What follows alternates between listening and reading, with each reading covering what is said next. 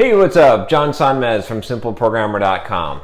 So I got this question, and this email basically in question, and I'm guessing that the age is wrong here because this guy basically says that he's 15, and I'm thinking he must have typoed and must mean 25, but I guess 15 is possible. Either way, I think my advice is going to be fairly similar. But essentially, the problem is in this email, he writes that he's been arrested a few times, right? So he's been arrested for credit card fraud twice, and several cases open that are linked to cybercrime. And due to that, literally no company in my city or nearby cities wants to hire me. So that's why I'm saying that I'm thinking this guy is 25, not 15, but it could be 15. So he says that his skills are SQL, XSS, cross-site scripting. Okay, well, I mean, that's a skill, but that's not one that you usually see on a resume, I'll tell you that. RFI, LFI, I actually don't know those. Basic pen testing, Python, of course, Java was his first programming language, and he feels comfortable using it. So anyway, the question is basically, I would really like to get a job related to programming, but the thing is, there seems to be no jobs for people that want to change. Do you have any advice for me? Wow, what did I do there? So I've got some advice for you. Okay, so you're in a bad situation. This is a difficult situation. I'm going to be totally honest, because I am totally honest, right? When I read your email, just by the way that the email is laid out, you are presenting yourself in a way that is probably not going to help you as much. Now, I don't mean to be like super picky, but I will tell you something, which is first perceptions, right? Perceptions, prejudgments that we make about people, that happens, right? Stereotypes happen. So we have to understand and work with those. So one thing I'll tell you first of all is with the email. It's not horrible, but I can just tell by the way that you wrote it, some of the grammar. That's one way that you're presenting yourself that you're gonna need to work on in order to be able to overcome this big burden, this big obstacle that you have, right? Having a criminal record, being tied to cybercrime and credit card fraud, that's going to be tough to get a job. I'm going to tell you that. So I wouldn't pick on someone's email if that weren't the case. But because you've said that and you have this hurdle, that's why I'm giving you this advice. So don't everyone blow this out of proportion here. But what I'm going to say is this: you've got to be like, when you walk into a job interview, you got to be the most straight-laced person they've ever seen in their life, right? You got to be in a suit with a tie. You got to be shaking hands like you are have just come from Sunday church service, and you see what I'm saying? Like, you just got to come as the most pristine, well-spoken, sharp person that when they find your background, that they will be shocked. They'll say, no, wait a minute, that can't be true. How could this be the case?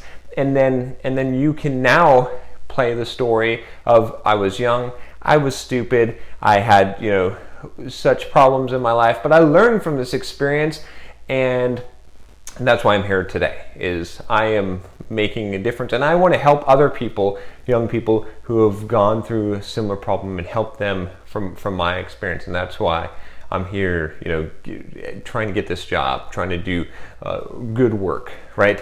That's your only ticket in this place. That's your only way to overcome. And that's still not going to even work in a lot of corporate environments where they're just going to check a box and no because of your criminal history.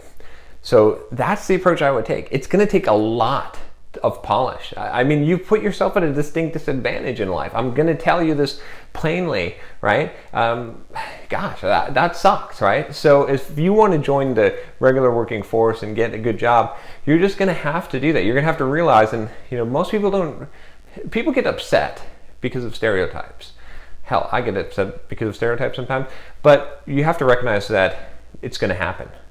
and you can get upset about it, or you can deal with it and you can try and use it to your advantage, right? This applies for minorities, for women, for whatever it is, right?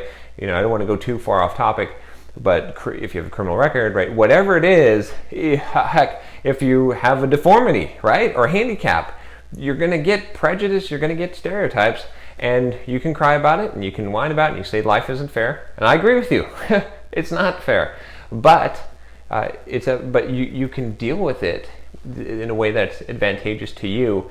Is up to you. So that's what I'm giving you. This advice is you're going to have to deal with this. This is essentially a handicap for you that you're going to have to overcome. You got to be the most straight-laced person they've ever seen. You're going to have to work on it, and you can do it. I mean, you can do it. You can totally do it. You'll have to learn exactly how to present yourself, vocabulary to use. There's definitely ways to overcome that if that's what your goal is. Second thing I'll tell you though is, in fact, this might be a better route for you, is to go the route of entrepreneurship, because I'll be totally honest with you, it's going to be really hard to get a job. I mean, I would be extremely hesitant to hire someone that had your history working for me in any kind of security context and giving you access, passwords, database. I mean, I would just be like, wow, I'll pass because let someone else take that risk. That's what most people are going to think. So that doesn't preclude you from doing business for yourself, right? You've got a lot of skills. You're smart, right? Obviously, right? If you're doing these things, I won't. Maybe I'll get into this sometime.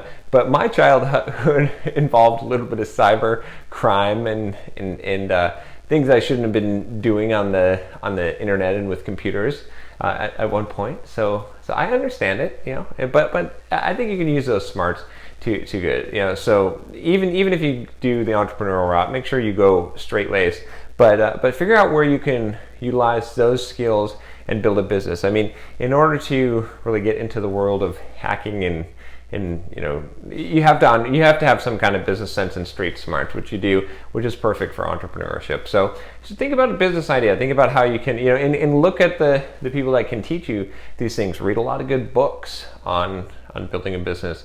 Read a lot of, buy some courses if you can online and get some help in order to do that. You've got a big hurdle, a big obstacle to overcome. It can make you better, or it can make you worse. You can be jaded about this and say, wow, I screwed up my life, or you can say, here's a challenge and I'm going to overcome this challenge. So it's up to you.